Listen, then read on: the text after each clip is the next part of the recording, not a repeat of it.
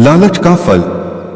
कभी कभी अधिक लालच व्यक्ति के सोचने समझने की शक्ति को क्षीण कर देता है।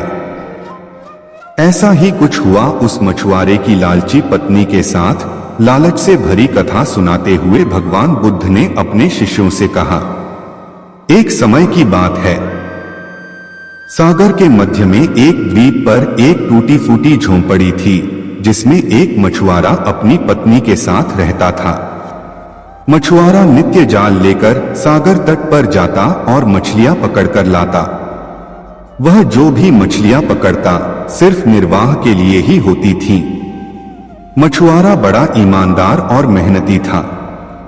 एक दिन उसने अपना जाल डाला और जब उसे खींचा तो उसे कुछ भारी सा महसूस हुआ। वह मुश्किल से जाल को खींच पा रहा था, पर जाल को बाहर निकालने पर उसने देखा कि उसमें सिर्फ एक छोटी सी सुनहरे रंग की मछली थी। लेकिन वह कोई साधारण मछली नहीं थी। वह मनुष्य की आवाज में बोली, हे मानव, मुझे मत पकड़ो, मुझे नीले सागर की गहराइयों में ही रहने दो। मैं तुम्हारा उपकार कभी नहीं भूलूंगी। तुम्हारी यदि कोई इच्छा हो तो बताओ, मैं उसे पूरा करूंगी। यह सुनकर मछुआरा सोच में पड़ गया। उसने कहा, मुझे तुमसे कुछ नहीं चाहिए। जाओ निर्भय होकर नीले सागर में ही विचरण करो। यह कहकर उसने मछली को वापस सागर के जल में ही छोड़ दिया।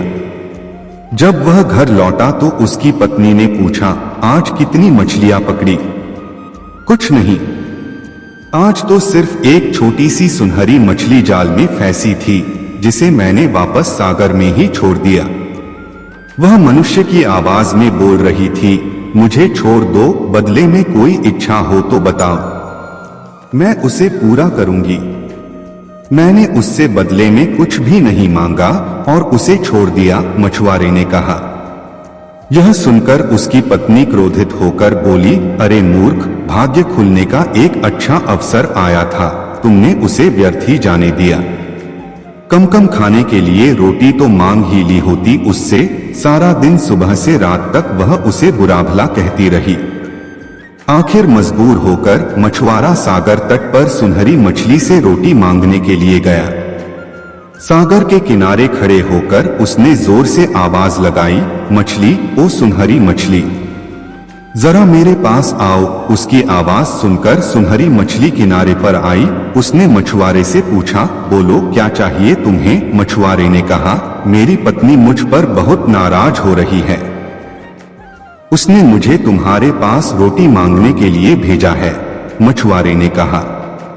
मछली के आश्वासन पर मछुआरे ने घर पहुंचकर देखा कि सचमुच वहां पर रोटियों का ढेर लगा हुआ था।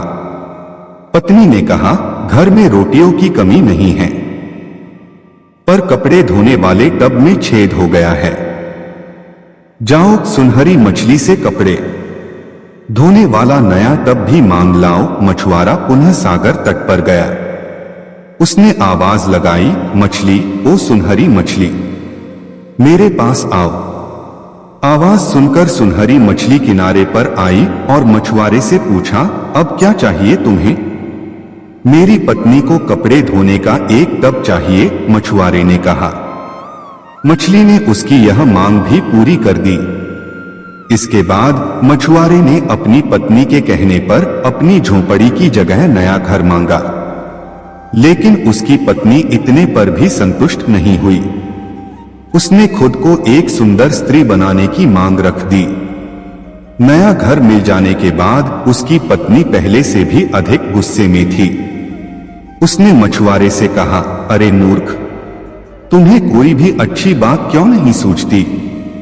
तुमने नया घर मांगकर सोच लिया कि बस इतना ही काफी है।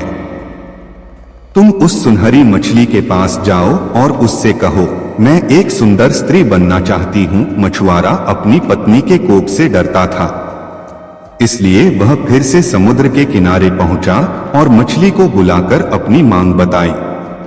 मछुआरे की मांग पर मछली ने कहा, जाओ, दुखी मत हो, जैसी तुम्हारी पत्नी की इच्छा है वैसा ही होगा। मछुआरा घर पहुंचा तो उसने देखा, इस बार उसके पुराने घर के स्थान पर एक 3 मंजिला भव्य मकान था। जिसमें कई नौकर चाकर काम में लगे थे और उसकी पत्नी एक ऊंची कुर्सी पर सज-धज कर विराजमान थी। उसने अपनी पत्नी से कहा, कैसी हो मेरी सुंदर पत्नी? पत्नी यह सुनकर गुस्से में आग बबूला होकर चीख पड़ी, अरे बेशरम, मेरी जैसी सुंदर स्त्री को अपनी पत्नी कहने की तुम्हारी हिम्मत कैसे हुई? नौकरों, इधर आओ, इस व्यक्ति को पकड़कर 40 चाबुक लगाओ जिससे इसके होश ठिकाने आ जाए। आदेश पाकर नौकर दौड़ते हुए आए और उसकी गर्दन पकड़कर खींचते हुए अस्तबल में ले गए। वहां उसे चाबुक से इतना मारा कि वह बड़ी मुश्किल से खड़ा हो सका। इसके बाद उसकी पत्नी ने कहा, अब से तुम इस घर के नौकर हो। यह कहकर उसने एक झाड़ू थमाकर पूरे घर की सफाई का कार्य सौंप दिया। बेचारे मछुआरे का जीवन नर्क हो गया। मछुआरा सारा दिन सफाई में ही लगा रहता। गलती होने पर उसकी पीठ पर चाबुक लगाए जाते। वह सोचता, कैसी स्त्री है यह? अच्छे दिन आने पर अब मुझे अपना पति भी नहीं समझती। कुछ दिन बाद उसने पुनः मछुआरे को बुलाया और कहा, जाओ, उस सुनहरी मछली को फिर से कहो कि मैं अब रानी बनना चाहती हूँ। मछुआरे की मांग पर सुनहरी मछली ने उसकी पत्नी को रानी बना दिया। मछुआरा अब घर वापस आया तो उसने देखा कि उसके पहले वाले घर के स्थान पर सोने का भव्य महल था। सैनिक महल के चारों तरफ निगरानी कर रहे थे। उसकी पत्नी रानी की तरह रत्नजड़ित पोशाक में महल से बाहर मनोरम दृश्य को निहार रही थी। धीरे धीरे उसे रानी की जिंदगी में भी ऊब महसूस करने लगी। उसने सैनिकों को आदेश दिया, जाओ, मेरे मछुआरे पति को मेरे सामने हाजिर करो। सैनिकों ने अविलंब मछुआरे को उसके सामने हाजिर किया। उसने कहा, सुनो, अभी जाओ और सुनहरी मछली से कहो कि अब मैं पूरे सागर की मालकिन बनना चाहती हूँ, जिससे उसमें रहने वाली सभी मछलियाँ मेरा आदेश माने। मछुआरे ने उसकी बात मानने से इनकार कर दिया, पर स्त्री को धमकी के आगे उसका इनकार व्यर्थ ही रहा। आंख विवश होकर वह पुनः तट पर गया और सुनहरी मछली को आवाज देने लगा। इस बार सुनहरी मछली नहीं आई। उसने फिर आवाज लगाई। वह बहुत देर तक पुकारता रहा, तब कहीं सुनहरी मछली उसके पास आई। उसने आते ही पूछा, बोलो, क्या चाहिए तुम्हें? तब मछुआरे ने दुखी स्वर में कहा, मेरी पत्नी का लालच धीरे धीरे बढ़ता ही जा रहा है। अब वह सागर की मालकिन बनकर मछलियों पर राज करना चाहती है। सुनकर सुनहरी मछली ने इस बार मछुआरे को कुछ भी नहीं कहा। वह पीछे मुड़ी और सागर में जाकर विलुप्त हो गई। मछुआरा वापस पत्नी के पास गया। उसने देखा कि महल के स्थान पर अब पहले की ही तरह एक टूटी फूटी झोंपड़ी है। नौकर चाकर, सैनिक व बाग बगीचे सभी गायब हो गए हैं। झोंपड़ी के अंदर उसकी पत्नी फटे पुराने कपड़ों में दुखी होकर बैठी है। उसे अपने किए पर बड़ा पछतावा हो रहा है। मछुआरा व उसकी पत्नी दोनों पहले की ही तरह जीवन यापन करने लगे। मछुआरा रोज जाल लेकर सागर तट पर मछलियां पकड़ने जाता, पर उसके जाल में सुनहरी मछली फिर कभी नहीं फंसी। मानवता प्रथम, मानव सेवा ही हमारा सबसे बड़ा धर्म है। तथागत अपने शिष्यों को मानव सेवा का मूल मंत्र समझा रहे थे। इसी संदर्भ में उन्होंने शिष्यों को एक कथा सुनाई। एक राजा वेश बदलकर रात के समय भ्रमण किया करता था कि कहीं कोई अधिकारी उनकी प्रजा को सता तो नहीं रहा है, कोई दुखी तो नहीं है, या कोई बदमाश लुटेरा इधर उधर तो नहीं घूम रहा है। एक रात को भ्रमण करते हुए राजा नदी के किनारे पहुंचा। सोचता कि कोई बदमाश पकड़ में आ सकता है। उसने देखा कि वहां एक युवक लेटा हुआ है। राजा ने पास जाकर पूछा, तुम कौन हो? युवक पहले तो एक अजनबी को इतनी रात गए घोड़े पर देखकर सहम गया। फिर बोला, मैं लक्ष्मीबाई का दामाद हूं, अपनी घरवाली को लेने जा रहा हूं, पर मुझे इतनी जोर का बुखार चढ़ा है कि मैं एक कदम भी नहीं चल सकता। सोचा रात को यहां आराम कर लूं तो सवेरे चलने लायक हो जाऊंगा। राजा ने उसके माथे पर हाथ रखा तो वास्तव में मारे बुखार से वह तप रहा था। राजा ने कहा, जाड़े के दिन हैं, यहां बियाबान में अकेले रहना ठीक नहीं है, चलो तुम्हें पहुंचाए देता हूं। राजा वेश बदले हुए था, इसलिए युवक पहचान नहीं पाया। उसे उठाकर बैठाते हुए राजा बोला, तुम बीमार हो, घोड़े पर बैठ जाओ, मैं घोड़े की लगाम पकड़कर साथ साथ चलता हूं। सहारा देकर उसने बीमार युवक को घोड़े पर बैठा दिया और लक्ष्मी के घर की ओर चल दिया। रास्ते में युवक से पूछताछ में उसने मालूम कर लिया कि वह राजमहल में काम करने वाली जमादारिन लक्ष्मी का दामाद है। राजा उसे लेकर लक्ष्मी के घर पहुंचा। दरवाजा खटखटाकर उसने लक्ष्मी को आवाज दी। दरवाजा खोलते ही लक्ष्मीबाई ने जो दृश्य देखा तो वह अपनी आंखों पर विश्वास नहीं कर सकी। वह राजा के पैरों में गिर पड़ी और क्षमा मांगने लगी।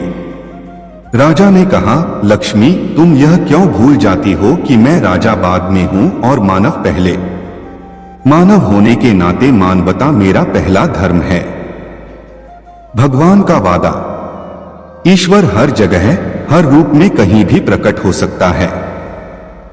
वह तो दो अंतर्यामी हैं। महात्मा बुद्ध ने अपने प्रिय शिष्यों को ईश्वर की महिमा की कथा सुनाते हुए कहा, एक वृद्धा थी, सदा भगवान के ध्यान में लगी रहती थी। अपने हाथों का बना खाना भगवान को खिलाने की उसकी बड़ी इच्छा थी। एक बार भगवान ने उसके स्वप्न में आकर कहा, मैं कल जरूर तुम्हारे हाथों का खाना खाऊंगा। वृद्धा खुश हुई, भगवान के लिए बढ़िया खाना बनाने की सोची। दुकान से रसोई का सामान लेकर लौटी तो घर के चबूतरे पर एक बूढ़े विपन्न दंपति दिखाई पड़े। बदन पर चीथड़े, बिखरे सूखे बाल, सर्दी में कांपते शरीर। वृद्ध ने कहा, माता, 2 दिन से भूखे हैं, हमें थोड़ा सा खाना दे दो। वृद्धा का मन व्याकुल हुआ। ये चीजें भगवान के लिए हैं और फिर से खरीदने के लिए पैसा भी नहीं है, क्या किया जाए। थोड़ा हिचकिचाई, फिर उसने सोचा, भगवान आए तो और एक बार आने को कहूंगी, आखिर भगवान तो इनके जैसे भूखे नहीं होंगे न। बस वृद्धा ने जल्दी खाना बनाया, उन्हें प्यार से खिलाया। अब उसके मन में शांति और अपार संतोष था। भगवान तो नहीं आए। रात को फिर भगवान ने दर्शन दिए तो वृद्धा ने पूछा, भगवान, आपने वादा नहीं निभाया, आप नहीं आए। आपने अच्छा किया, वरना आप आते तो भी खिलाने को मेरे घर में आज कुछ नहीं था। भगवान ने मुस्कुराकर कहा, मैंने वादा निभाया, तुमने मुझे और मेरी देवी को प्यार से खाना खिलाया। इतना कहकर भगवान अंतर्धान हो गए। स्नेह का मूल्य। स्नेह ही संसार में एकमात्र ऐसा शब्द है जो एक दूसरे को पास लाता है। महात्मा बुद्ध ने अपने शिष्यों के स्नेह का मूल्य समझाते हुए हथिनी के एक सुंदर व चंचल शिशु की कथा सुनाई। एक हथिनी ने एक सुंदर शिशु को जन्म दिया। वह बड़ा होने लगा। उसे हाथियों का उपद्रव अच्छा नहीं लगता था। वह हाथियों के दल को छोड़कर एकांत में चला जाता और सोचता, हाथी क्यों उत्पात मचाते हुए जीवों को सताते हैं। एक दिन वह हाथी एकांत में बैठा हुआ था। सहसा उसकी दृष्टि सामने एक वृक्ष पर पड़ी। वृक्ष पर एक कृशकाय बंदर बैठा था। वह उदास लग रहा था। हाथी उससे बोला, बंदर भाई, बड़े दुखी दिखाई दे रहे हो, बताओ तुम क्यों दुखी हो। बंदर बोला, मैं शरीर से निर्बल हूं, मेरे साथी मुझे छोड़कर चले गए हैं, इसलिए मैं दुखी हूं। हाथी धीरज बंधाता हुआ बोला, तुम चिंता मत करो, मैं जा रहा हूं, तुम्हारे साथियों को बुला लाऊंगा। यदि वे नहीं आएंगे तो मैं तुम्हारी सेवा करूंगा। हाथी बंदर के साथियों की खोज में चल पड़ा। कुछ दूर जाकर उसने देखा कि एक वृक्ष पर कुछ बंदर उदलकूद कर रहे हैं। उसने सोचा, ये सब ही उस बंदर के साथी हैं। बंदर हाथी को देखते ही डरकर भागने लगे। हाथी ने प्यार से बंदरों को रोकते हुए कहा, मुझसे डरो नहीं, तुम सब मुझे अपना प्रिय भाई समझो। बालक हाथी के स्वर में प्यार था। बंदरों ने ऐसा अद्भुत हाथी कभी नहीं देखा था। वे आश्चर्य से हाथी की ओर देखने लगे। हाथी पुनः बोला, तुम सब अपने बीमार साथी को अकेला छोड़कर क्यों चले आए हो? किसी बीमार को असहाय छोड़ देना अधर्म है। वापस लौटकर उसने दुखी बंदर से कहा, मैं तुम्हारे साथियों को ढूंढ लाया, अब ये कभी तुम्हें छोड़कर नहीं जाएंगे। हाथी के उपकार ने उदास बंदर का मन हर्ष से भर दिया। हाथी की विनम्र वाणी ने सभी जीवों में नए प्राण भर दिए। जो प्यार से बोलता है, दूसरों का उपकार करता है, उसकी पूजा सभी लोग करते हैं। अज्ञानता का परिणाम। ज्ञान हमेशा व्यक्ति को प्रसन्न रखता है और अज्ञानता व्यक्ति के दुखों का कारण बन जाती है। सही ज्ञान न होने के कारण उस लकड़हारे को भी बहुत दुख हुआ, लेकिन तब तक समय उसके हाथों से रेत की तरह फिसल चुका था। बुद्ध ने शिष्यों को एक लकड़हारे की कथा सुनाते हुए कहा, एक दिन एक राजा जंगल में आखेट के लिए गया तो मार्ग भूल गया। देर हो गई, भूख और प्यास से व्याकुल होने लगा।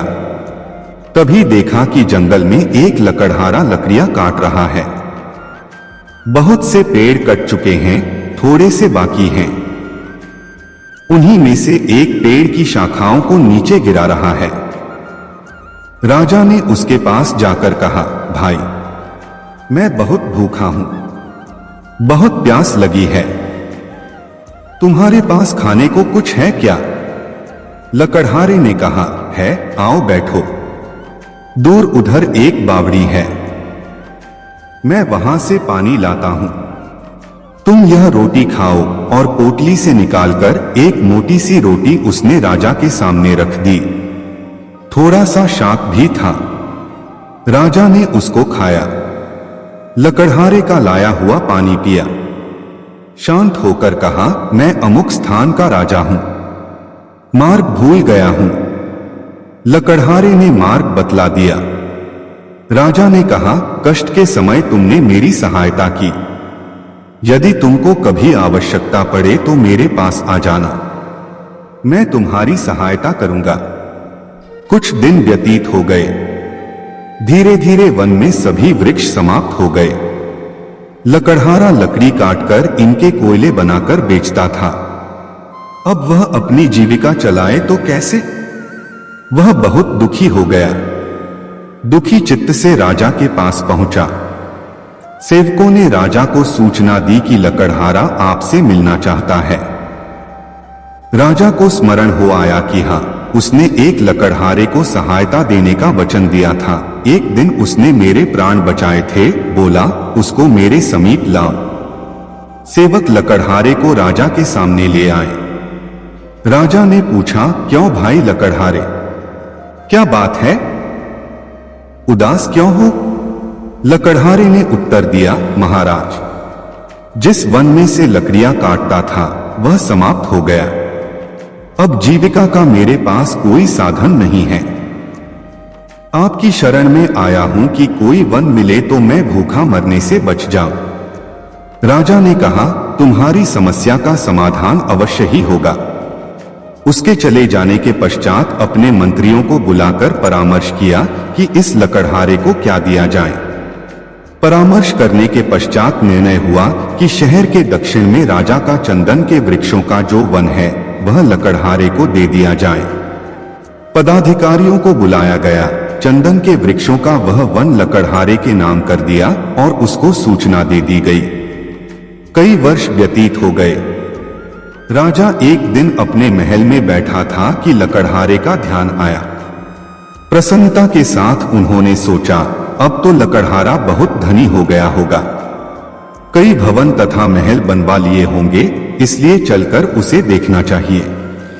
राजा अपने मंत्रियों को साथ लेकर उस वन में गया जो लकड़हारे को दिया था, किंतु वहां कोई वन ही न था, न चंदन का कोई वृक्ष। राजा ने घबराकर अपने मंत्रियों से पूछा, अरे वह वन कहाँ है जो लकड़हारे को दिया था? किसी और स्थान पर होगा। तुम मुझे अन्य स्थान पर ले आए हो। मंत्रियों ने पदाधिकारियों की ओर देखा। पदाधिकारियों ने कागजों की और छानबीन करके बोले, महाराज, वह जंगल तो इसी स्थान पर था। राजा ने कहा, फिर वह गया कहाँ? खोज करने पर कुछ दूरी पर चंदन के कुछ वृक्ष दिखाई दिए। उनके बीच में बैठा हुआ लकड़हारा भी दिखाई दिया, निराश, उदास, विचारमग्न। राजा ने उसके पास जाकर पूछा, अरे, तू चिंता में क्यों है? लकड़हारे ने प्रणाम करके कहा, अन्नदाता, आपकी कृपा से इतने वर्ष तो कट गए, अब ये कुछ पेड़ रह गए हैं। थोड़े दिनों में ये भी समाप्त हो जाएंगे। सोचता हूं इसके पश्चात क्या करूंगा। राजा ने आश्चर्यपूर्वक कहा, वृक्ष तो थोड़े से रह गए हैं, शेष वृक्षों का क्या किया? लकड़हारा बोला, नित्य लकड़ी काटता हूं, कोयला बनाता हूं और बाजार में जाकर बेच देता हूं। राजा ने दुख के साथ कहा, अरे भाग्यहीन, यह तुमने क्या किया? यह चंदन की लकड़ी थी, जलाकर कोयला क्यों बना दिया? लकड़हारा बोला, चंदन की लकड़ी क्या होती है? राजा बोला, अच्छा होता यदि तू जानता। अभी 2-3 हाथ लकड़ी काट लो और इसको बाजार में ले जाओ। हां, कोयला न बनाना इसका। लकड़हारे ने वैसा ही किया। एक दुकानदार ने देखा, लकड़ी तो असली चंदन की है और लकड़हारा है गवार। बोला, क्या लेगा इसका? लकड़हारे ने पूछा, तुम क्या दोगे? दुकानदार ने कहा, 1 रुपया। लकड़हारा आश्चर्य में चिल्लाकर बोला, क्या 1 रुपया? उसका तात्पर्य था कि इस छोटी सी लकड़ी का 1 रुपया। दुकानदार समझ गया कि यह जानता है, बोला, 2 रुपए। लकड़हारा और आश्चर्य से चिल्लाकर बोला, 2 रुपए। दुकानदार ने घबराकर कहा, अच्छा 4 रुपए। लकड़हारा चिल्लाया, अच्छा 4। कुछ ही दूरी पर एक दुकानदार खड़ा था। उसने देखा कि पहला दुकानदार एक मूल्यवान वस्तु को कौड़ियों के भाव खरीद रहा है। उसे पुकारकर कहा, अरे इधर आ, मैं 10 रुपए दूंगा। लकड़हारे ने जब 10 का नाम सुना तो सिर पकड़कर बैठ गया। चिल्ला उठा, ढाढ़े मारकर रोने लगा। अब उसे ज्ञात हुआ कि जिस लकड़ी को वह कोयला बनाकर बेचता रहा, कितनी मूल्यवान थी और कितनी बड़ी संपत्ति का उसने विनाश कर दिया। उस लकड़हारे की मूर्खता पर आपको करुणा आती है। किंतु सुनो मेरे शिष्यों, हम स्वयं भी तो उस लकड़हारे की भांति हैं। राजाओं के राजा उस परमात्मा ने न जाने किस बात से प्रसन्न होकर सांसों का यह चंदन से पूर्ण वन हमें दिया था। हमने कुत्सित वासनाओं, घृणा, पाप की अग्नि से जलाकर इसे भस्मसात कर दिया। कितने मूल्यवान हैं ये सांस, यह हमने समझा ही नहीं। सांसों का यह चंदन वृक्षों से परिपूर्ण वन, जिसे हमने काम, क्रोध, लोभ, मोह और अहंकार की आग में जलाकर कोयला बना दिया। परंतु जो होना था सो हो गया। अब तो चंदन के जो थोड़े से वृक्ष, थोड़े से वर्ष रह गए हैं, इस जीवन के शायद थोड़े महीने। आओ इन्हीं का उचित उपयोग करें। यत्न करें कि तुम्हारा लोक और परलोक सुधर जाए। ईर्ष्या अग्नि। बहुत समय पहले की बात है, एक नगर में राजा बाबू नाम का एक सेठ रहता था। धर्म की ओर उसकी बहुत रुचि थी। कितने ही मंदिर उसने बनवाए। एक पाठशाला बनवाई जिसमें विद्वान सन्यासी पढ़ते थे। राजा बाबू का एक अन्य सेठ लक्ष्मीचंद से झगड़ा था, जो जमीन के संबंध में था। झगड़ा बढ़ते बढ़ते न्यायालय में पहुंचा। अभियोग चलने लगा। कई वर्ष अभियोग चलता रहा। राजा बाबू अभियोगों को भी लड़ते थे और अपने काम भी करते थे। उनकी बनवाई हुई पाठशाला में प्रत्येक रात्रि को कथा होती थी। राजा बाबू सर्वदा उसे सुनने जाते। कथा सुनते सुनते उनको संसार से वैराग्य उत्पन्न हो गया। तथागत से पूछकर वे आश्रम में रहने लगे। एक कमरे में पड़े रहते। खाना घर से आ जाता, वे खा लेते और जाप करते रहते। बहुत समय बीत गया। एक दिन उन्होंने बुद्ध से कहा, यदि आपकी कृपा हो तो संन्यास ले लूं? बुद्ध ने कहा, नहीं राजा बाबू, अभी तुम संन्यास के योग्य नहीं हुए। राजा बाबू ने सोचा, मैं घर पर नहीं जाता, परंतु मेरी रोटी तो घर से आती है। अब घर से रोटी नहीं मंगाऊंगा, यहीं एक नौकर रख लूंगा, वही बना दिया करेगा। ऐसा ही किया उन्होंने। और फिर एक दिन यह सोचकर कि अब तो घर से कोई संबंध नहीं, वे फिर बोले, भंते, अब यदि संन्यास ले लूं तो? बुद्ध ने कहा, नहीं, अभी समय नहीं आया। राजा बाबू ने सोचा, मैं अभी नौकर से रोटी बनवाता हूं, इसीलिए तथागत नहीं मानते, यह भी छोड़ दूंगा, भिक्षा मांगकर खाऊंगा और आराम की सब वस्तुएं भी छोड़ दूंगा। तब ऐसा ही किया उसने। सुबह के समय नगर में जाता, भिक्षा मांगकर लाता और सारा दिन आत्मचिंतन में मस्त होकर बैठा रहता। बहुत समय बीत गया। फिर प्रार्थना की बुद्ध से, भंते, मुझे संन्यास लेने दीजिए। बुद्ध ने सोचकर कहा, अभी नहीं राजा बाबू। राजा बाबू आश्चर्यचकित कि अब क्या कमी रह गई। सोचकर देखा और फिर अपने आप को कहा, मैं सभी जगह मांगने गया हूं, परंतु सेठ लक्ष्मीचंद के यहां मांगने नहीं गया, इसलिए शत्रुता की पुरानी भावना अब भी मेरे हृदय में बसी हुई है। इस भावना को छोड़ देना होगा। दूसरे दिन प्रातःकाल ही सेठ लक्ष्मीचंद के मकान पर पहुंच गया। जाकर अलख जगाई, भगवान के नाम पर भिक्षा दो। सेठ लक्ष्मीचंद के नौकरों ने राजा बाबू को देखा तो दौड़ दौड़ सेठ के पास गए। हांफते हुए बोले, सेठ जी, राजा बाबू आपके यहां भीख मांगने आया है। लक्ष्मीचंद आश्चर्य से बोला, यह कैसे हो सकता है? तुम्हें भ्रम हुआ है, कोई और होगा। नौकरों ने कहा, नहीं सेठ जी, वह राजा बाबू ही है। यदि आप कहें तो खाने में विष मिलाकर दे दें, सर्वदा के लिए झगड़ा ही समाप्त हो जाएगा। लक्ष्मीचंद उच्च स्वर में बोले, नहीं, मुझे देखने दो। मकान के द्वार पर आकर उन्होंने देखा कि राजा बाबू झोली पसारे खड़े हैं। राजा बाबू ने उन्हें देखा और झोली फैलाकर बोले, सेठ जी भिक्षा। लक्ष्मीचंद दौड़कर आगे बढ़े, चिल्लाकर बोले, राजा। राजा बाबू को अपनी छाती से लगा लिया उन्होंने। राजा बाबू ने झुककर उनके चरणों को स्पर्श किया। लक्ष्मीचंद भी उनके पैरों में जा गिरे, बोले, राजा बाबू ऊपर चलो, मेरे साथ बैठकर खाना खाओ। राजा बाबू बोले, नहीं सेठ जी, मैं तो भिखारी बनकर आया हूं, भीख मांगने आया हूं, भीख डाल दो मेरी झोली में। उसी समय एक नौकर भागता हुआ आया, बोला, सेठ जी, आपका तार देखिए, इस तार में क्या लिखा है? लक्ष्मीचंद ने खोलकर पढ़ा। तार राजा बाबू के बेटों का था, कलकत्ता से आया था। हमारे पिता राजा बाबू का कहीं पता नहीं लगा। भूमि का झगड़ा अभी समाप्त नहीं हुआ, किंतु इस जमीन को लेकर हम क्या करेंगे? इस तार द्वारा हम भूमि से अपना अधिकार वापस लेते हैं। हमारे पिताजी नहीं हैं, आप कृपा करके हमारे पिता बनिए, हमें अपने संरक्षण में ले लीजिए। लक्ष्मीचंद रोते हुए बोले, नहीं, ऐसा नहीं होगा। उन्हें लिखो कि भूमि उनकी है, मुझे नहीं चाहिए। मैं पिता बनकर उनकी रक्षा करूंगा। आज से वे केवल राजा बाबू के नहीं, मेरे भी बेटे हुए।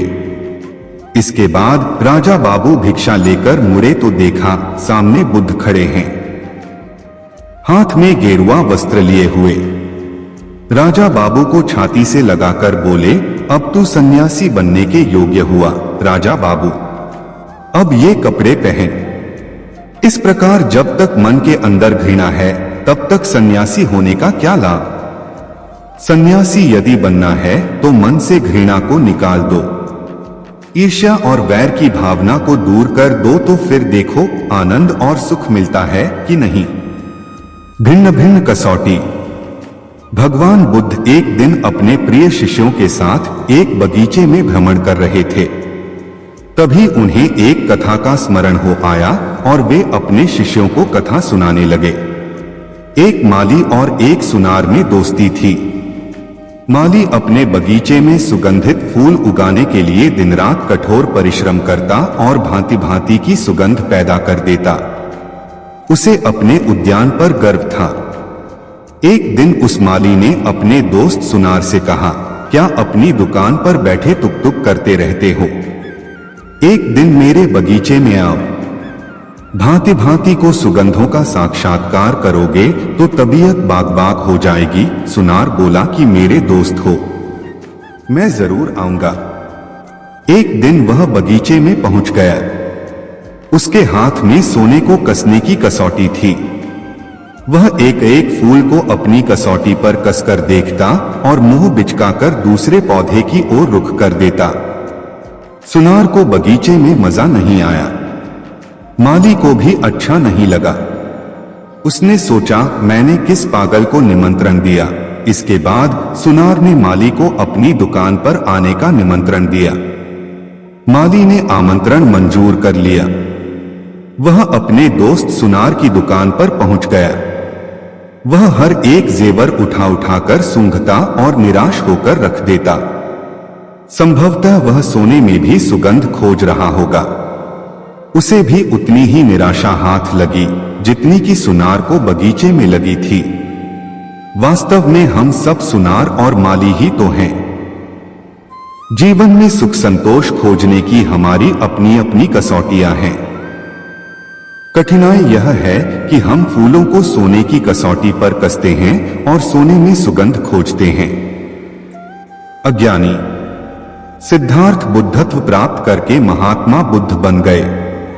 सत्य, अहिंसा और सहिष्णुता की प्रतिमूर्ति बुद्ध अपने कुछ शिष्यों के साथ एक गांव में पहुंचे। कुछ अज्ञानी लोग उनके विरोधी थे। वे बुद्ध को अपशब्द कहने लगे।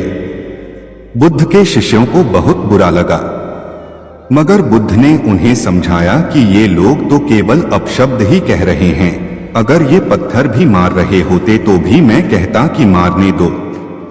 मैं जानता हूं कि ये लोग कुछ कहना चाहते हैं लेकिन मारे क्रोध के कह नहीं पा रहे हैं। 10 साल पहले यदि ये ही लोग गाली देते तो भी मैं इन्हें गाली देता, लेकिन अब तो लेन देन से मुक्ति मिल चुकी है। क्रोध से अपशब्द निकलते हैं। यहां तो क्रोध भवन कब का ढह चुका है। अपशब्द कहने वाले बड़ी मुश्किल में पड़ गए।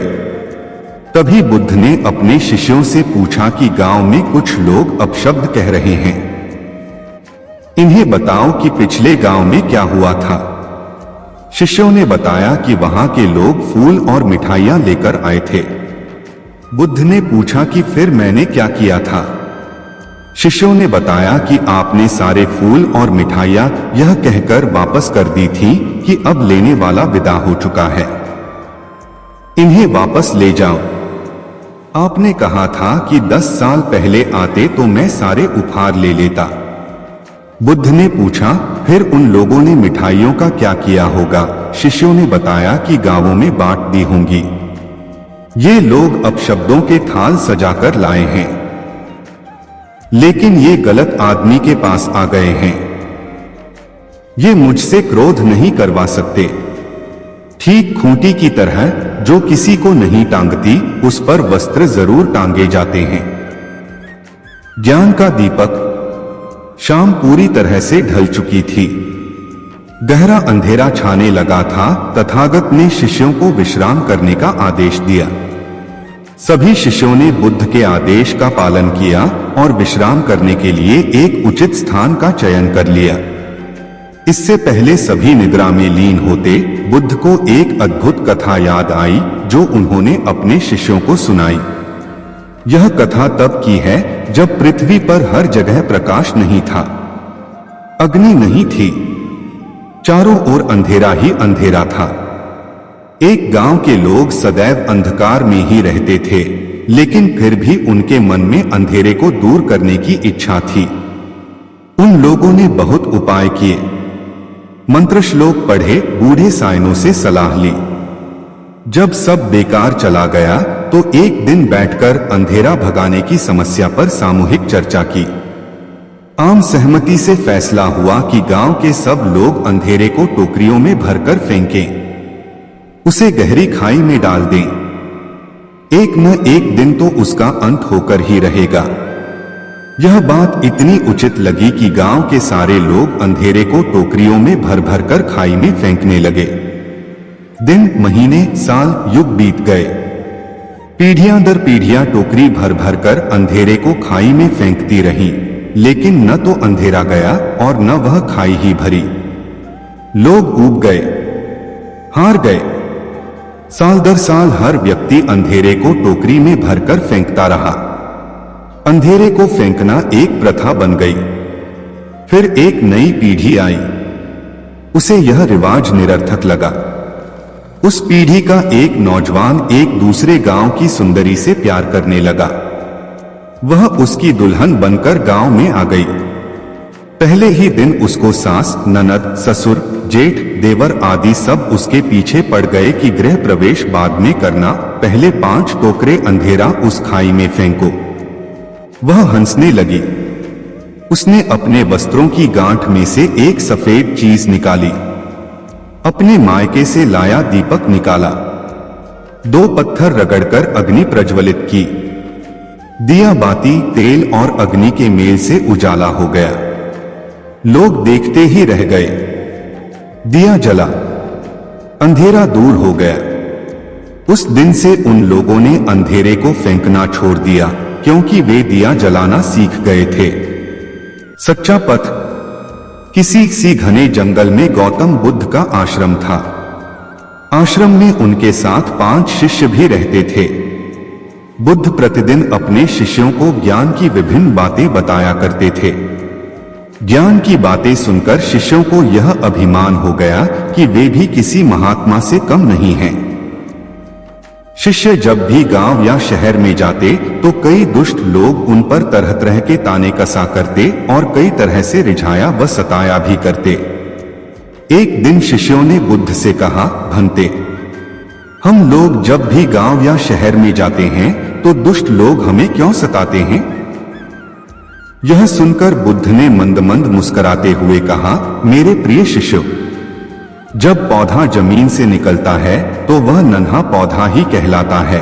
यदि पौधा यह सोचे कि वह एक विशाल वृक्ष है तो ऐसा सोचना उसकी सरासर मूर्खता है। यह जवाब सुनकर शिष्य बोले, भंते, हम समझे नहीं, आखिर आप कह क्या रहे हैं? बुद्ध बोले, तुम मेरे शिष्य हो, लेकिन तुम्हें इस बात का अभिमान हो गया है कि तुम किसी महात्मा से कम नहीं हो, लेकिन महात्मा बनने के लिए अभी तुम्हें सांसारिक ज्ञान की कई सीढ़ियों का सफर तय करना है। इन सीढ़ियों पर चढ़ते चढ़ते तुम्हें हितैषियों और अहित करने वाले दुष्टों के भेद का ज्ञान भी हो जाएगा। अर्थात किसी की भलाई करने पर प्रसन्न न होगे और किसी के कष्ट देने पर दुखी भी न होगे। उस समय तुम सही अर्थों में संत कहलाने के अधिकारी होगे। बाहरी जगत का मोह त्याग कर आंतरिक जगत में विचरण करने वाला व्यक्ति ही एक सच्चा संत बन सकता है। बाकी केसरिया वस्त्र धारण कर या सिर मुंडवाकर बाहरी जगत के प्रपंचों में फंसा व्यक्ति ढोंगी हो सकता है, संत नहीं। यह सुनकर शिष्यों ने अभिमान की धारणा त्याग दी और संत बनने के लिए बुद्ध के कहे अनुसार सत्पथ पर चलने लगे। लोभ का परिणाम। कभी कभी लोभ व्यक्ति को इतना अंधा बना देता है कि उसे अपने जीवन की भी परवाह नहीं रहती। ऐसी ही एक कथा सुनाते हुए भगवान बुद्ध ने अपने शिष्यों से कहा, एक बार देश में भीषण अकाल पड़ा। पशु पक्षी और मनुष्य भूखों मरने लगे। एक स्थान पर पक्षियों का एक दल रहता था। जब मरने की नौबत आ गई तो दल का राजा बोला, चलो उड़कर पहाड़ पर चलें, पहाड़ पर कुछ न कुछ खाने को मिल जाएगा। पक्षियों का दल पहाड़ की ओर उड़ चला। पहाड़ पर कुछ घास तो मिली पर अन्न नहीं मिला। पक्षियों के दल में एक लोभी भी था। एक रात उसने सोचा, पहाड़ के नीचे चलकर देखना चाहिए, शायद कहीं खाने को अनाज मिल जाए। वह पहाड़ के नीचे आ पहुंचा। सूर्योदय होने पर अन्न खोजने लगा। सहसा उसकी नजर शहर की ओर जाने वाली एक सड़क पर गई। वह यह देखकर प्रसन्न हो उठा कि वहां से कुछ बैलगाड़ियां आ रही हैं, जिन पर बोरियां लदी हुई हैं। पक्षी ने सोचा, अवश्य ये अनाजों को ही बोरियां होंगी। पेट भर खाऊंगा और इकट्ठा भी कर लूंगा। बैलगाड़ियों पर अनाजों की ही बोरियां लदी हुई थीं। पक्षी ने चोंच से बोरियों में छेद कर दिए। अनाज के बहुत से दाने सड़क पर गिर गए। पक्षी ने पेट भर दाने खाए और अपने दल में जा मिला। दल के पक्षियों ने पूछा, कहीं खाने के लिए अनाज दिखाई पड़ा? लोभी पक्षी ने कहा, अनाज तो दिखाई पड़ा था, लेकिन खाने को नहीं मिला। अनाज के पास कई शिकारी खड़े थे। दूसरे दिन भी उसने ऐसा ही किया। ऐसे में वह यह भूल गया कि सड़क पर दूसरी बैलगाड़ी भी आ सकती है। सहसा पीछे से दूसरी बैलगाड़ी आ गई और वह बैलों के पैरों से कुचलकर मर गया। पक्षियों का दल जब उसे खोजने निकला तो देखा पक्षी मरा पड़ा था। राजा को समझते देर नहीं लगी कि इसे अनाज के बारे में पता था, लेकिन यह अपने साथियों के साथ विश्वासघात करना चाहता था। लोभ के कारण इसकी मृत्यु हुई। अहंकार का त्याग। दिन एक राजा भगवान बुद्ध के पास आया। बुद्ध के आश्रम में बहुत भीड़ थी। राजा ने आग्रह किया कि वह एकांत में कुछ कहना चाहता है। बुद्ध बोले, मुदो नयन कठोर को नाही, सर्वत्र एकांत है। यही बोलो। राजा ने कहा कि मैं संन्यास लेना चाहता हूं। बुद्ध गंभीर हो गए। वे बोले कि तुम्हें संन्यास्त होने के लिए दीक्षा के पहले मेरी एक शर्त का पालन करना होगा। राजा ने आश्वस्त किया कि जब दीक्षा लेनी है और संन्यास्त होना है तो सब शर्तें मंजूर हैं। बुद्ध ने आदेश दिया कि अपने कपड़े उतारो, जूते उतारो, नग्न हो जाओ। अपनी राजधानी के राजमार्गों पर स्वयं को जूते मारते हुए चक्कर लगाकर आओ। राजा ने वही किया। वह नग्न होकर स्वयं को जूते मारता हुआ राजधानी की सड़कों पर दौड़ने लगा। उसके चले जाने पर शिष्यों ने बुद्ध से कहा कि जब हम दीक्षा लेने आए थे तब तो आपने ऐसी कठोर शर्त नहीं लगाई थी। आप तो स्वयं करुणावतार हैं, फिर राजा के साथ ऐसा कठोर व्यवहार क्यों? बुद्ध बोले, जब तुम लोग संन्यास लेने आए तो तुम्हारे अहंकार बहुत बड़े नहीं थे, सो तुमसे भिक्षाटन करवाकर ही काम बन गया। यह तो राजा है, इसका अहंकार बहुत बड़ा है, इसलिए महारोग की दवाई भी अधिक शक्तिशाली होती है। राजा जब इस दशा में अपने ही प्रजाजनों के सामने से गुजरेगा तो उसका अहंकार चूर चूर हो चुका होगा। राजा ने शाम तक शर्त पूरी कर ली और बुद्ध के चरणों में आकर साष्टांग हो गया। भंते, मुझे दीक्षा देकर अब तो संन्यास्त करें। बुद्ध ने राजा के सिर पर मुकुट रखा और कहा कि अब तुम्हें संन्यास लेने की जरूरत ही नहीं है। जाओ और कर्ता भाव छोड़कर साक्षी भाव से राज करो। अब तो तुम राजर्षि हो चुके हो। कर्म की महिमा। कर्म की महिमा का बखान करते हुए एक दिन महात्मा बुद्ध काश को महिमा का बखान करते हुए एक ने अपने एक बार ज्योतिषियों ने खबर दी कि 7 साल तक पानी नहीं बरसेगा। एक मामूली किसान ने हल बख्तर उठाकर घर में रख दिए कि जब वर्षा ही नहीं होगी तो फिर खेत क्या जोतना। 3 दिन घर से खाली बैठे बैठे वह ऊब गया। सोचा कि अगर 7 साल तक खेत में जुताई नहीं की तो कहीं हल बख्तर चलाना ही न भूल जाऊं। यह सोचकर उस किसान ने हल बख्तर उठाया और खेत जोतने लगा। वह खुश था कि पानी बरसे न बरसे, लेकिन मैं अपना काम करता रहूं तो कम से कम खेती का अभ्यास तो बना रहेगा। यही सोचते सोचते जब वह खेत जोत रहा था तभी आसमान में एक बदली दिखाई दी। अभी तक ऐसी अनेक बदलियां बिना बरसे ही निकल चुकी थीं। इसलिए उस किसान ने अब बदलियों की ओर आंख उठाकर देखना भी बंद कर दिया था। लेकिन इस बदली ने तो किसान को ही पुकार लिया। उसने कहा, अरे ओ मूर्ख, तूने सुना नहीं कि 7 साल तक पानी नहीं बरसेगा? क्या तू इस भविष्यवाणी से अनजान है? क्या कर रहा है यह? हम बरसने वाले नहीं हैं। बदली की बात किसान ने सुनी। उसने कहा, बहन, मैं बैठे बैठे घबरा गया था। सोचा कि अपना कृषि कर्म करूं। कहीं ऐसा न हो कि मैं खेती करना ही भूल जाऊं। पानी बरसे या न बरसे, हल बखर चलाना तो याद रखना है। कहीं भूल न जाऊं। 7 साल में बदली चकित रह गई। किसान क्या कह रहा है? कहीं मैं भी बरसना ही न भूल जाऊं 7 साल में। बदली को लगा कि किसान ठीक कह रहा है। सबको अपना अपना काम करते रहना चाहिए और वह बरसने लगी। अवतारों और पैगंबरों का है। तब भगवान ने कहा कि मैं तुम्हें अपनी सारी ईश्वरीय सत्ता देता हूं, उसे स्वीकार करो और मुझे असमंजस से मुक्त करो। इस पर वह व्यक्ति विनयपूर्वक बोला, मुझे आपने मनुष्य देह देकर सब कुछ तो दे दिया है, फिर मुझे क्या चाहिए? यदि आपको कुछ दिए बिना तुष्टि नहीं होती है तो कृपया मुझे यह दे दीजिए कि मेरे द्वारा सबका हित होता रहे और मुझे उनका ज्ञान भी न रहे। कर्म से पहचान कहानी। एक राजा किसी जंगल में शिकार खेलने गया। रास्ते में उसे एक सूरदास महात्मा बैठे हुए दिखाई दिए। राजा ने उनके पास जाकर पूछा, क्यों सूरदास महोदय, इधर से कोई हिरन तो नहीं गया है? सूरदास महात्मा ने कहा, नहीं। राजा आगे बढ़ गया। थोड़ी देर बाद राजा का मंत्री आया और उसने महात्मा से पूछा, महोदय, इधर से कौन गया है? सूरदास महात्मा बोले, राजा साहब गए हैं। यह सुनकर मंत्री आगे बढ़ गया। मंत्री के पश्चात राजा का नौकर आया। उसने भी पूछा, महात्मा, क्या तुम्हें पता है कि इधर से कौन गया है? सूरदास महात्मा ने बताया, अभी राजा और उसके बाद मंत्री गया है।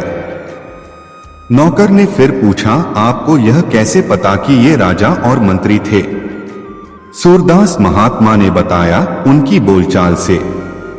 नौकर ने जब यह बात राजा को बताई तो वह बहुत प्रसन्न हुआ और सूरदास महात्मा को अपने यहां बुलवा लिया। राजा की ओर से महात्मा के लिए दाल, सब्जी और प्रबंध किया गया। दरबार में एक मोती विक्रेता मोती बेचने आया। राजा ने मोतियों को सूरदास महात्मा को दिखलाया। महात्मा ने एक मोती लेकर कहा, यह मोती ठीक नहीं है, इसमें रेत भरी है। जब उस मोती को तोड़ा गया तो वास्तव में उसमें से रेत निकली। राजा के आश्चर्य का ठिकाना न रहा। राजा ने महात्मा सूरदास से पूछा, आपको यह कैसे ज्ञात हुआ? महात्मा सूरदास ने बताया, यह दूसरे मोतियों की अपेक्षा भारी था। इस पर राजा ने प्रसन्न होकर उनके भोजन में घी और बढ़ा दिया। एक बार एक अश्व विक्रेता एक अश्व को बेचने आया। राजा ने उस अश्व को महात्मा सूरदास के आगे खड़ा कर दिया। महात्मा सूरदास ने बताया, इसकी बख्शी चौड़ी है, इसका कारण यह है कि यह अश्व जुड़वा पैदा हुआ होगा। वास्तव में यह बात सही थी। राजा ने अब महात्मा सूरदास के भोजन में मिठाई और बढ़ा दी। एक दिन राजा ने महात्मा सूरदास से पूछा कि आप मुझे यह बताने का कष्ट करें कि मैं क्षत्रिय की संतान हूं या नहीं। महात्मा सूरदास ने बताया, नहीं, तुम एक वैश्य की संतान हो। राजा ने पूछा, वह कैसे? महात्मा सूरदास ने बताया, यदि तुम क्षत्रिय की संतान होते तो मुझे हजारों लाखों रुपया पुरस्कार में देते। तुम वैश्य की संतान हो, तभी तो कभी दूध कभी मिष्ठान देने का तुमने व्यापार किया है। यह सुनकर राजा बड़ा खुश हुआ तथा महात्मा सूरदास की बड़ी सेवा होने लगी। वाणी का प्रभाव। एका दिन भगवान बुद्ध भ्रमण करते हुए अपने शिष्यों के साथ जंगल में गए। एक शिकारी शिकार के लिए वहां गया हुआ था। एक सैनिक भी जंगल में रास्ता भटक गया। तीनों को प्यास लगी। दूर कहीं उन्हें एक झोंपड़ी दिखाई दी। उसमें एक अंधा भिक्षु बैठा था। शिकारी वहां पहुंचा और बोला, ऐ अंधे, मुझे पानी पिला दे, वरना तीर से तेरा जलपात्र फोड़ दूंगा। अंधा बोला, चल भाग यहां से शिकारी कहीं का, नहीं पिलाता पानी। उसी के पीछे सैनिक आया और बोला, अंधे, पानी पिलाकर मेरी प्यास बुझा, चाहे तो घन और वस्त्र ले ले। अंधे व्यक्ति ने चिढ़कर कहा, राजा का सैनिक है, मुझे लोग दिखाता है, जा, नहीं मिलेगा पानी। तब तक बुद्ध भी वहां पहुंच गए। उन्होंने कहा, सूरदास जी, थोड़ा सा पानी प्रदान करें तो बड़ी कृपा होगी, प्यास से प्राण संकट में आ गए हैं। अंधा बोला, मेरा सौभाग्य है कि आप मेरी कुटिया में पधारे, लीजिए, जल ग्रहण कीजिए। पानी पीकर बुद्ध ने कहा, आप देख नहीं सकते, फिर यह कैसे जान गए कि पहले आया व्यक्ति शिकारी, दूसरा सैनिक तथा तीसरा मैं एक साधु है। अंधा बोला, भंते, वाणी से ही इंसान की पहचान हो जाती है। बुद्ध ने उससे विनती की, आप इन दोनों को भी पानी पिला दीजिए ताकि इनके मन की आंखें भी खुल जाएं। शांति की खोज किसी राजा ने एक युवक की बहादुरी पर खुश होकर उसे राज्य का सबसे बड़ा सम्मान देने की घोषणा की, मगर पता चला कि वह युवक इससे खुश नहीं है। राजा ने उसे बुलवाया और पूछा, युवक, तुम्हें क्या चाहिए? तुम जो भी चाहो मैं तुम्हें देने के लिए तैयार हूं। तुम्हारी बहादुरी और साहस इन पुरस्कारों से बहुत ऊपर है। इस पर उस युवक ने जवाब दिया, महाराज, क्षमा करें, मुझे मान सम्मान, पैसा और पद नहीं चाहिए, मैं तो सिर्फ मन की शांति चाहता हूं। राजा ने सुना तो वह बहुत मुश्किल में पड़ गया।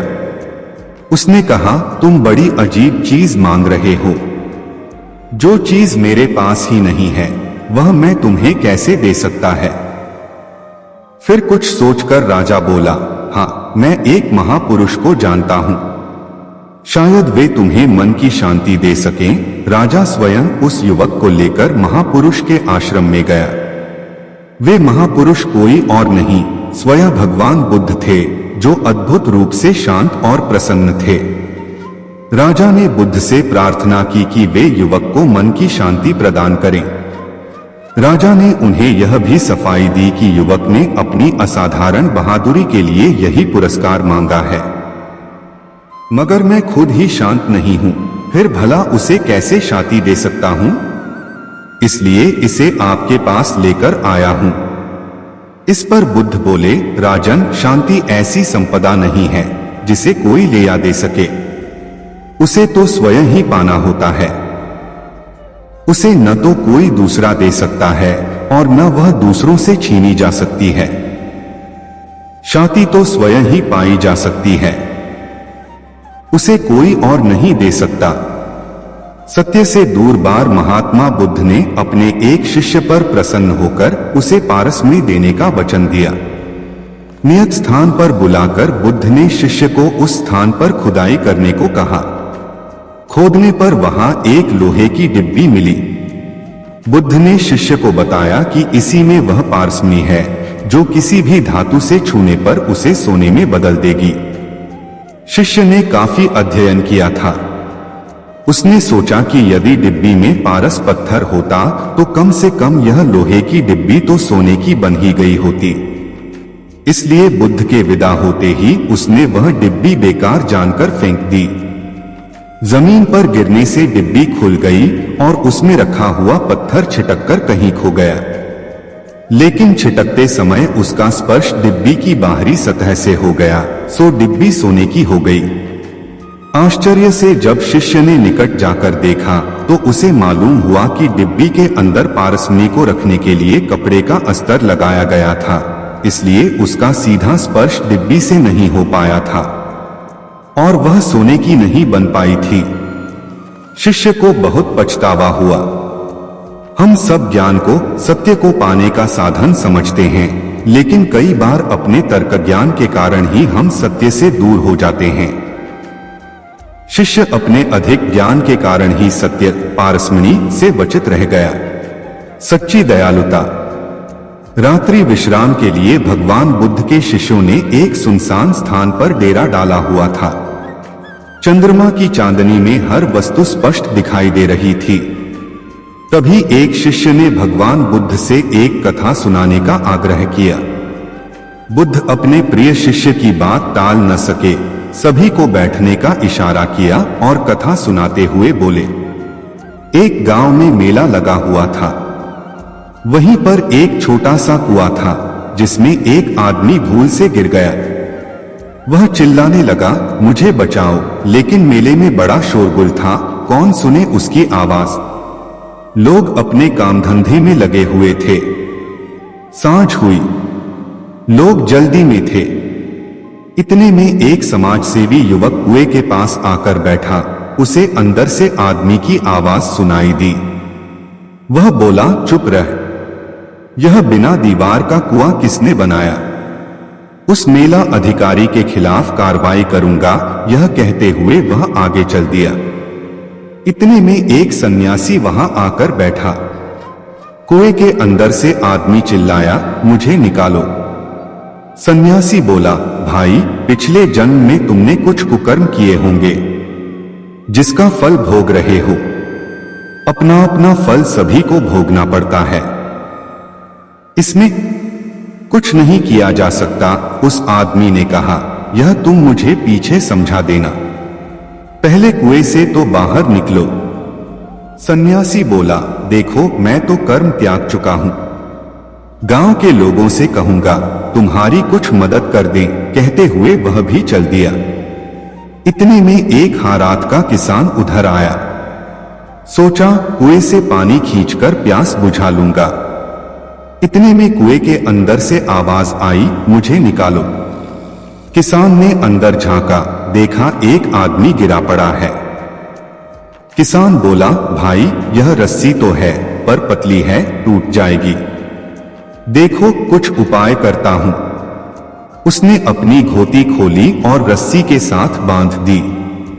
उसकी सहायता से वह आदमी बाहर आ गया। उस आदमी ने किसान के पैर पकड़ लिए और कहा, भाई, तू सच्चा धार्मिक है, सच्चा समाज सुधारक है। उन लोगों ने तो मेरी सुनी ही नहीं। किसान बोला, भैया, मैं समाज सुधार तो कुछ जानता नहीं, पर यह जानता है कि जो दूसरों की फिक्र कर सकता है वही दयावान होता है। सभी में राम जी रहते हैं। जैसे अपनी और अपने बच्चों की फिक्र, वैसी ही दूसरों की फिक्र कर सकता है, वही दयावान होता है। उचित अवसर। भूलवश भगवान बुद्ध के एक शिष्य ने किसी अवसर को गवा दिया। भगवान बुद्ध ने उस शिष्य को समझाते हुए एक कथा सुनाई। एक बार एक धोबी अपने गधे के गले में पत्थर लटकाए जंगल से गुजर रहा था। दूसरी ओर से आते हुए एक जौहरी ने देखा कि वह पत्थर दरअसल हीरा था। धोबी को उसकी कोई जानकारी नहीं थी। जौहरी ने धोबी को रोककर पूछा, क्यों भाई, यह पत्थर खरीदना चाहूं तो कितने में बेचोगे? धोबी को पहले कुछ समझ में नहीं आया। उसने सोचा, यह कोई पागल है जो पत्थर खरीद रहा है। उसने मौज में कह दिया, मैं इस पत्थर का 1 रुपया लूंगा। नहीं भाई, 8 आने में देना है तो बोलो। जौहरी 8 आने बचाने की फिराक में बोला, पर धोबी अड़ गया। जौहरी ने यह सोचकर कि थोड़ी देर में मान जाएगा, उसे आगे जाने दिया। थोड़ी दूर जाने पर एक और जौहरी पत्थर की असलियत पहचानकर धोबी से पूछ बैठा, क्यों भाई, यह पत्थर कितने में बेचोगे? धोबी फिर चौंका। इस बार उसने कहा, मैं पत्थर के 2 रुपए लूंगा। जौहरी ने 2 रुपए निकाले और पत्थर लेकर चलता बना। इतने में पहले वाला जौहरी हांफते हुए आया, बोला, भाई लो, अपना पूरा रुपया ले लो, मुझे पत्थर दे दो। धोबी ने बताया कि पत्थर तो 2 रुपए का बिक चुका। जौहरी बहुत बिगड़ा, मूर्ख, वह पत्थर नहीं लाखों का हीरा था। उसकी बात सुन धोबी हंसकर बोला, लाखों के फायदे को आपने 8 आने के लाभ के लिए छोड़ दिया। आप लोभी तो हैं ही, मूर्ख भी हैं, जो ऐसे उचित अवसर को हाथों से जाने दिया। मोक्ष का मार्ग। एक दिन दोपहर के समय राजकुमार सिद्धार्थ तपस्या कर रहे थे। उसी वन में एक गडरिया भेड़बकरियों को मारता पीटता वहां से गुजर रहा था। भेड़ों की दशा देखकर सिद्धार्थ ने गडरिये से पूछा, भाई तुम इन मूक प्राणियों को बुरी तरह मारते हुए कहां ले जा रहे हो? गडरिया बोला, आज राजा बिंबसार के महल में एक बहुत बड़ा यज्ञ हो रहा है, वहां इन सबकी बलि दी जानी है। मुझे वहां ठीक समय पर पहुंचना है, इसलिए मैं इन्हें लेकर राजा के महल जा रहा हूं। इतना कहकर गडरिया फिर भेड़ों को पीटता हुआ आगे बढ़ गया। सिद्धार्थ भी उसके पीछे पीछे राजा के महल पहुंच गए। जैसे ही बधिक ने बलि देने के लिए तलवार उठाई, दूर से आवाज आई, ठहरो, हिंसा मत करो। सब लोग साधु वेशधारी सिद्धार्थ को आश्चर्य से देखने लगे। सिद्धार्थ राजा के पास आकर बोले, राजन, यह कैसा यज्ञ है जिसमें मूक पशुओं का वध किया जा रहा है? इस यज्ञ के देवता कैसे हैं जो निर्दोष जानवरों के खून से ही प्रसन्न होते हैं? खून पीकर न तो देवता प्रसन्न होते हैं और न ही मनुष्य को मोक्ष मिलता है, उल्टा वह पाप का भागीदार बन जाता है। दीन दुखियों की निस्वार्थ सेवा, अहिंसा तथा धर्म ही मनुष्य के मोक्ष का द्वार है। सिद्धार्थ की बात का राजा पर गहरा प्रभाव पड़ा। उसने तुरंत सभी भेड़बकरियों को स्वतंत्र करा दिया। बुद्ध का चमत्कार। किसी नगर में एक दुकानदार था। उसकी कपड़े की दुकान थी। वह बड़ा ही ईमानदार था और अपने ग्राहकों के साथ उसका व्यवहार बड़ा अच्छा रहता था, इसलिए उसकी दुकान खूब चलती थी। अचानक दुकानदार के सामने एक कठिनाई आ गई। उसका छोटा लड़का उसके साथ दुकान पर बैठता था। जाने कहां से उसको आदत पड़ गई कि दुकान पर जो भी खरीदार आता वह उसकी टोपी या पगड़ी उतारकर फेंक देता। दुकानदार ने उसे बहुत समझाया, डराया, धमकाया, मारा पीटा, लेकिन उसने अपनी आदत न छोड़ी। धीरे धीरे लोगों ने उसकी दुकान पर आना कम कर दिया। दुकानदार बहुत ही परेशान हो गया। अब वह क्या करे? लड़के की मां नहीं थी, इसलिए घर पर अकेले उसे छोड़ भी नहीं सकता था। संयोग से एक दिन उसकी दुकान के सामने से भगवान बुद्ध निकले। उसने अपनी परेशानी उन्हें बताई। तथागत, आप जैसे भी बने इस लड़के को ठीक कर दीजिए, मैं आपका बड़ा एहसान मानूंगा। बुद्ध ने सारी बात सुनकर कहा, मैं तुम्हारे लड़के को ठीक तो कर दूंगा, लेकिन एक शर्त है। दुकानदार ने पूछा, क्या? वे बोले, मैं या तुम्हारा बालक जो करे तुम उसमें रोक टोक नहीं करोगे। दुकानदार राजी हो गया। अगले दिन बुद्ध अपने सिर पर एक साफा बांधकर उसकी दुकान पर आए। लड़का तो ताक में था ही। जैसे ही बुद्ध बैठे कि वह उठा और उनका साफा उतारकर सड़क पर फेंक दिया। बुद्ध ने हंसकर कहा, शाबाश बेटे। उन्होंने उसे पुचकारा और कहा, जरा दौड़कर साफे को उठा तो लाना। लड़के ने छलांग लगाई और साफा उठाकर ले आया। बुद्ध ने कहा, मेरे सिर पर इसे बांध दो। लड़के ने उसे उल्टा सीधा करके सिर पर लपेट दिया। दूसरे दिन बुद्ध फिर उसकी दुकान पर आए। उनके सिर पर साफा था, पर वे दुकान के सामने एक लकड़ी और छोटी कुल्हाड़ी डाल आए थे। दुकान पर आते ही उन्होंने लड़के को अपने पास बुलाया और कहा, बेटा, उस कुल्हाड़ी को उठाकर जरा लकड़ी के टुकड़े कर देना। दुकानदार ने सुना तो वह बड़ा घबराया। कहने को हुआ कि महाराज, आप यह क्या करवा रहे हो? लड़का अपना पैर काट लेगा, पर वह कुछ न बोलने का वचन जो दे चुका था। लड़के ने कूदकर कुल्हाड़ी उठा ली और लकड़ी को काटने लगा। वह थोड़ी ही देर में थककर लौट आया और बुद्ध के पास बैठ गया। बुद्ध ने 7 दिन तक उससे कुछ न कुछ कराया। उसके बाद बच्चे की साफा उतारने की आदत एकदम छूट गई। दुकानदार चकित रह गया। उसने बुद्ध से कहा, तथागत, आपने यह क्या चमत्कार कर दिया? बुद्ध बोले, हम लोग दिन भर में बच्चे से 20 बार कहते हैं, यह मत कर, वह मत कर, लेकिन एक बार भी यह नहीं कहते कि यह कर। बालक कुछ करना चाहता है। तुमने देखा, जब जब मैंने तुम्हारे लड़के को कुछ करने को कहा, उसने कितने आनंद से उस काम को किया। दुकानदार ने भगवान बुद्ध के चरणों में गिरकर अपनी भूल स्वीकार कर ली। उस दिन से उसका बिगड़ा बालक सुधर गया। उपकार। भगवान बुद्ध अक्सर अपने प्रिय शिष्यों को उपदेश देते समय कोई न कथा अवश्य सुनाते ताकि उनके उपदेश सरलता से समझ सकें। ऐसी ही एक कथा भगवान बुद्ध ने अपने शिष्यों को सुनाते हुए कहा। एक स्त्री थी, उसकी आंखें चली गई। पहले एक गई, फिर दूसरी। वह बहुत परेशान रहने लगी। पति अपनी अंधी पत्नी का बोझ कब तक उठाता। वह उससे अलग रहने लगा। उसकी छोटी लड़की ने भी उससे मुंह मोड़ लिया। स्त्री हर काम के लिए पराश्रित थी, पर उसे कौन सहारा देता। ऐसी हालत में उसकी एक पुरानी सहेली उसके पास आकर रहने लगी, लेकिन उसका व्यवहार बड़ा अजीब था। वह स्त्री जब पानी मांगे तो एक बार पिला देती, दूसरी बार मांगने पर कह देती, मैं तुम्हारी नौकर नहीं हूं, उठो घड़े से लेकर अपने आप पी लो।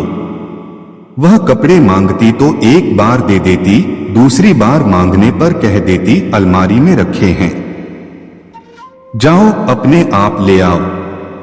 कभी उसका मन घूमने का होता तो एक बार साथ चली जाती, दूसरी बार जाने की बात आती तो कह देती, मुझे काम है, तुम अकेली घूम जाओ। अंधी स्त्री मन महसूस कर उठती और अपने काम करती।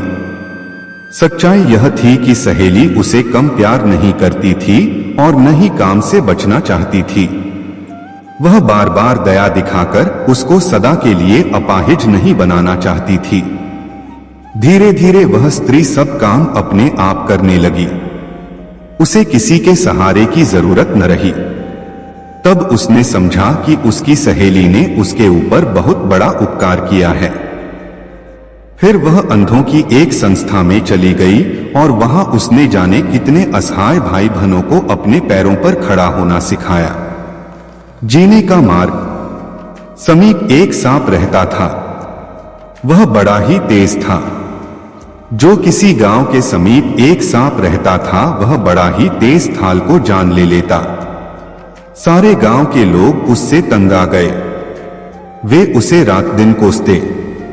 आखिरकार उन्होंने उस मार्ग से निकलना ही छोड़ दिया। गांव का वह हिस्सा उजाड़ सा हो गया। एक दिन महात्मा बुद्ध भ्रमण करते हुए उस गांव में आए। लोगों ने उस सांप के उत्पात की बात उन्हें बताई। गांव वालों की बात सुनकर बुद्ध सांप के पास गए और उसे समझाते हुए बोले, यह जन्म बार बार नहीं मिलता।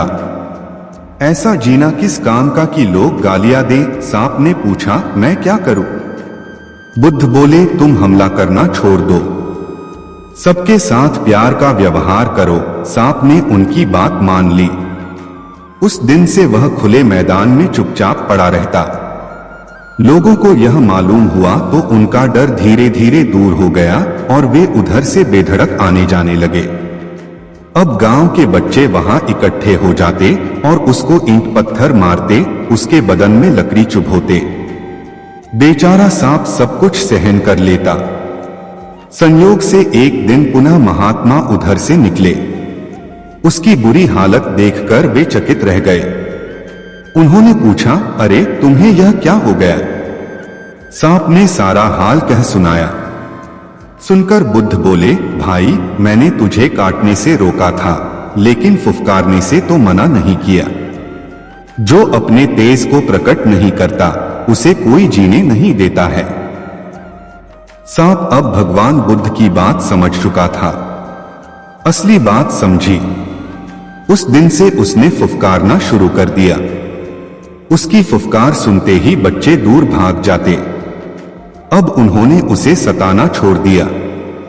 सांप काटना पहले ही छोड़ चुका था, इसलिए लोगों ने उससे डरना भी बंद कर दिया था। अब वे सभी चैन से रहने लगे। लालच का फल। लालब व्यक्ति में सोचने समझने की शक्ति को क्षीण कर दे बोले और उदाहरणार्थ एक कथा सुनाने लगे। किसी नगर में ब्राह्मणों के 4 लड़के रहते थे।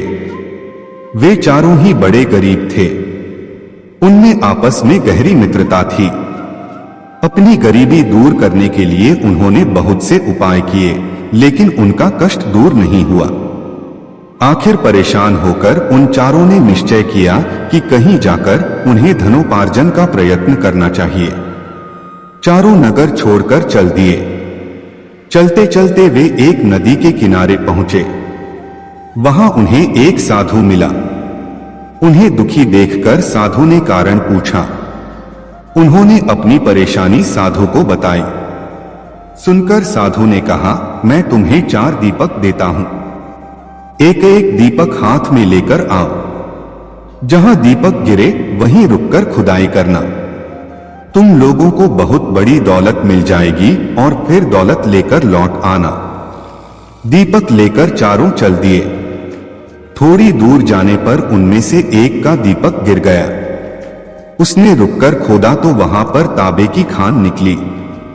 उसने अपने साथियों से कहा, जितना तांबा चाहो ले लो, लेकिन वे बोले, इससे हमारी गर्मी दूर नहीं होगी, आगे और भी कीमती चीजें मिलेंगी।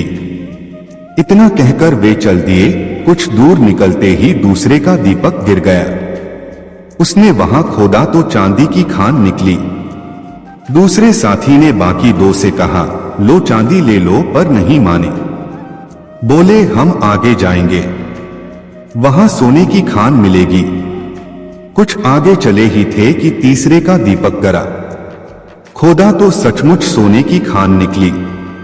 तीसरे ने चौथे से रुकने को कहा तो उसने वही बात कह दी जो पहले 2 ने कही थी और अकेला दौलत के लालच में आगे बढ़ चला। काफी दूर चलने पर उसे एक व्यक्ति मिला। उसके माथे पर एक चक्र घूम रहा था और उसका बदन खून से तरबतर हो रहा था।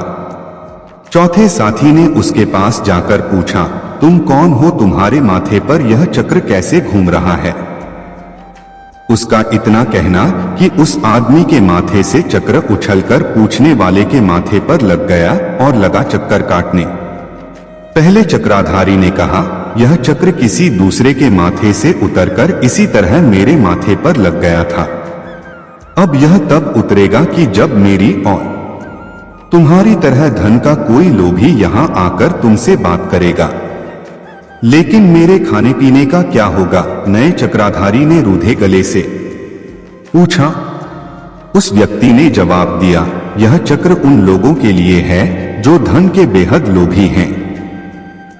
इस चक्र के लगते ही भूख प्यास नींद सब गायब हो जाती है। कोई हैरानी नहीं होती, बस इस चक्र घूमने का कष्ट रहता है। इस तरह यह अनंत काल तक सताता रहता है। इतना कहकर वह व्यक्ति तो चला गया, लेकिन धन का लोभी ब्राह्मण का वह लड़का जाने कब तक खून से लथपथ होकर उस दुख को भोगता रहा। क्रोध का उपचार। एक स्त्री थी, उसे बहुत क्रोध आता था। जरा सी कोई बात होती कि उसका पारा चढ़ जाता और वह कहनी अनकहनी सब तरह की बातें कह डालती। उसके इस स्वभाव से पूरा घर और पूरा पड़ोस परेशान था। लोग उससे बातें करने में भी घबराते थे। वह भी अपनी इस आदत से बहुत परेशान रहती थी। जब उसका क्रोध शांत होता था तो उसे बड़ा पछतावा होता था, लेकिन फिर भी वह अपनी आदत से लाचार थी। एक दिन भगवान बुद्ध उस स्त्री के घर आए। स्त्री ने बुद्ध से कहा, तथागत, मैं बहुत ही दुखी हूं। मुझे बहुत क्रोध आता है, मैं उस पर काबू नहीं कर पाती। तथागत ने कहा, कोई बात नहीं, मेरे पास गुस्से को दूर करने की बहुत अच्छी दवा है। कल मैं आऊंगा तो साथ लेता आऊंगा। अगले दिन बुद्ध आए तो एक शीशी में दवा ले आए। दवा देते हुए स्त्री से कहा, इस दवा को इसी शीशी से पिया जाता है। जब तुम्हें क्रोध आए तो इस शीशी को मुंह में लगाकर उस समय तक दवा पीती रहना, जब तक कि क्रोध दूर न हो जाए। मैं 7 दिन बाद फिर आऊंगा, इतना कहकर बुद्ध चले गए। स्त्री ने उस दवा का प्रयोग शुरू किया। जैसे ही उसे क्रोध आता तो वह शीशी को अपने मुंह में लगा लेती। 7 दिन बाद जब बुद्ध आए तो स्त्री उनके पैरों में गिर पड़ी। बोली, तथागत, आपने मुझे बचा लिया।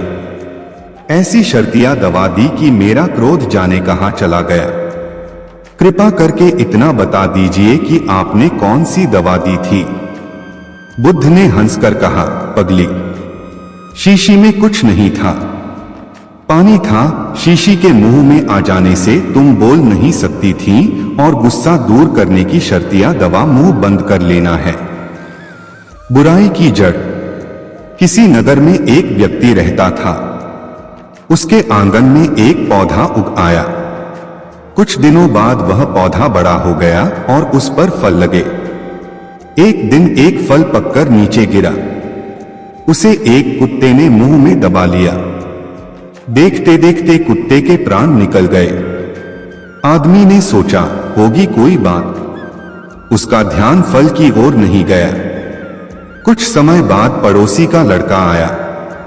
बढ़िया फल देखकर उसका मन ललचाया।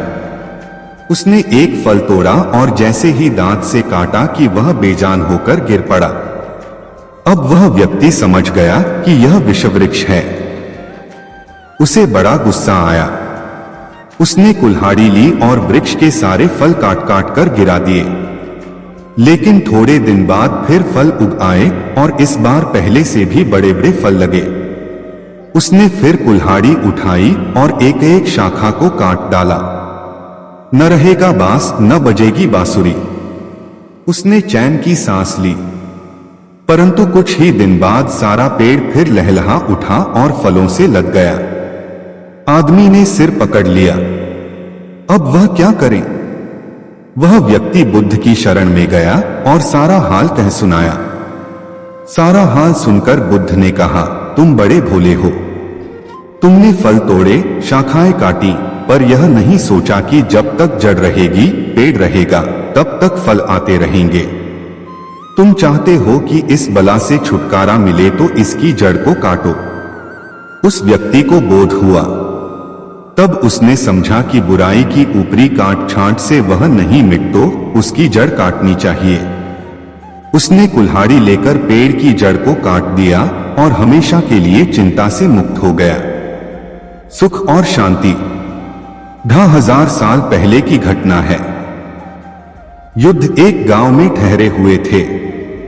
एक व्यक्ति उनके पास आया और बोला, भंते, तुम 30 साल से लोगों को शांति, सत्य और मोक्ष की बात समझा रहे हो, लेकिन कितने लोग हैं जिन्हें मोक्ष प्राप्त हो गया?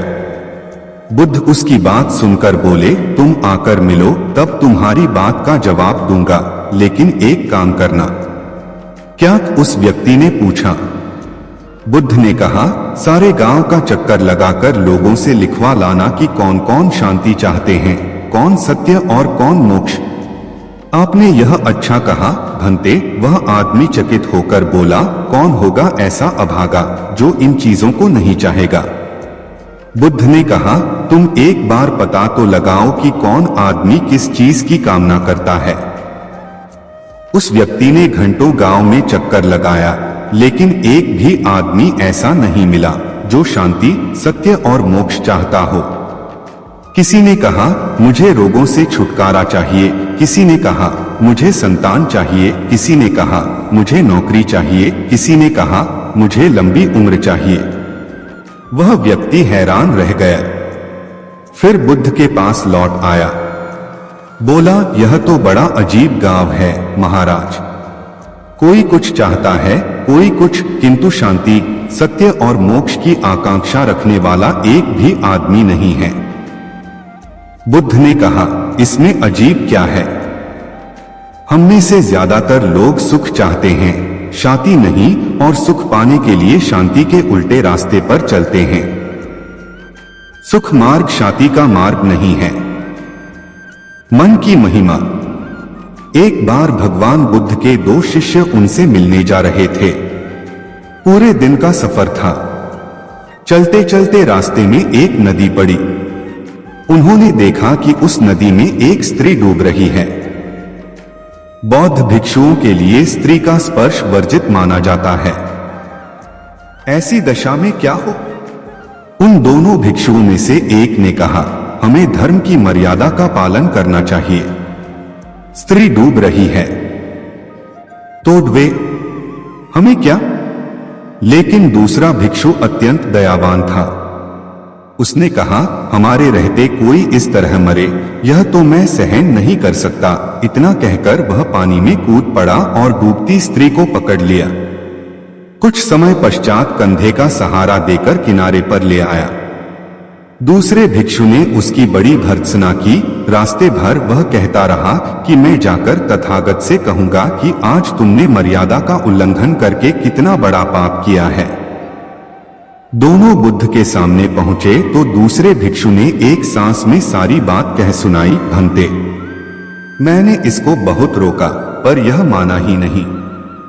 बड़ा भयंकर पाप किया है इसने। बुद्ध ने उसकी बात बड़े ध्यान से सुनी, फिर पूछा, इस भिक्षु द्वारा उस स्त्री को कंधे पर बाहर लाने में कितना समय लगा होगा? कम से कम 15 मिनट तो लग ही गए होंगे। अच्छा, बुद्ध ने पूछा, इस घटना के बाद यहाँ आने में तुम लोगों को कितना समय लगा? भिक्षु ने हिसाब लगाकर उत्तर दिया, यही कोई 6 घंटे। बुद्ध ने कहा, भले आदमी, इस बेचारे ने तो स्त्री को 15 मिनट ही अपने कंधे पर रखा, लेकिन तू तो उसे 6 घंटे से अपने मन में बिठाए हुए है। बोल, दोनों में बड़ा पापी कौन है? बेचारा भिक्षु निरुत्तर हो गया। वह समझ गया कि मन की बड़ी महिमा है।